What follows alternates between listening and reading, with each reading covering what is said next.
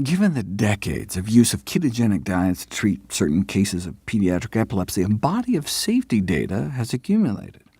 Nutrient deficiencies would seem to be the obvious issue. Inadequate intake of 17 micronutrients, vitamins and minerals, has been documented in those on strict ketogenic diets. Dieting is a particularly important time to make sure you're meeting all your essential nutrient requirements, since you may be taking in less food. Ketogenic diets tend to be so nutritionally vacuous that one assessment estimated that to get a sufficient daily intake of all essential vitamins and minerals, you'd have to eat more than 37,000 calories a day. That's one of the advantages of more plant-based approaches. As the editor-in-chief of the Journal of the American Dietetic Association put it, what could be more nutrient-dense than a vegetarian diet? Choosing a healthy diet may be easier than sticking 50 sticks of butter in your coffee.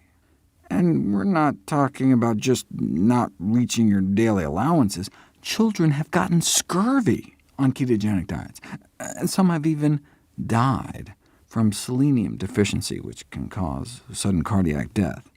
The vitamin and mineral deficiencies can be solved with supplements, but what about the paucity of prebiotics, the dozens of types of fiber and resistant starches found concentrated in whole grains and beans that you'd be missing out on? Not surprisingly, constipation is very common on keto diets, but as I reviewed before, starving our microbial self of prebiotics can have a whole array of negative consequences. Ketogenic diets have been shown to reduce the richness and diversity of our gut flora. Microbiome changes can be detected within 24 hours of switching to a high-fat, low-fiber diet. The lack of fiber starves our good gut bacteria, but we used to think dietary fat itself was nearly all absorbed in the small intestine. But based on studies using radioactive tracers, we now know that about 7% of the saturated fat in a fat-rich meal can make it down to the colon, which may result in detrimental changes in our gut microbiome: weight gain, increased leaky gut, pro-inflammatory changes. For example, a drop in beneficial bifidobacteria and a decrease in overall short-chain fatty acid production, both of which would be expected to increase the risk of gastrointestinal disorders. OK, but striking at the heart of the matter, what might all that saturated fat be doing to our heart? If you look at low-carbohydrate diets and all-cause mortality, those who eat lower-carb diets suffer a significantly higher risk of all-cause mortality, meaning they live, on average, significantly shorter lives.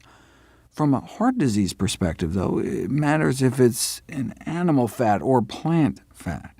Based on the famous Harvard cohorts, eating more of an animal-based low-carb diet was associated with higher death rates from cardiovascular disease, 50% higher risk of dying from a heart attack or stroke, but no such association was found for lower-carb diets based on plant sources. And it wasn't just Harvard. Low-carbohydrate dietary patterns favoring animal protein and fat, from sources such as red meat and chicken, were associated with higher mortality, whereas those favoring plant protein and fat, from things like vegetables, nuts, peanut butter, whole grains, was associated with lower mortality. Cholesterol production in the body is directly correlated to body weight. Every pound of weight loss, by nearly any means, is associated with about a 1-point drop in cholesterol levels in the blood. But put people on very low-carb ketogenic diets, and the beneficial effect on LDL bad cholesterol is blunted or even completely neutralized. Counterbalancing changes in LDL size, or HDL, what we used to think of as good cholesterol, are not considered sufficient to offset this risk. You don't have to wait until cholesterol builds up in your arteries, though, to have adverse effects. Within 3 hours of eating a meal high in saturated fat, you can see a significant impairment of artery function. Even with a dozen pounds of weight loss, artery function worsens on a ketogenic diet, which appears to be the case with low-carb diets in general. So, bad for the gut, bad for the heart, but is it bad to the bone? We'll find out next.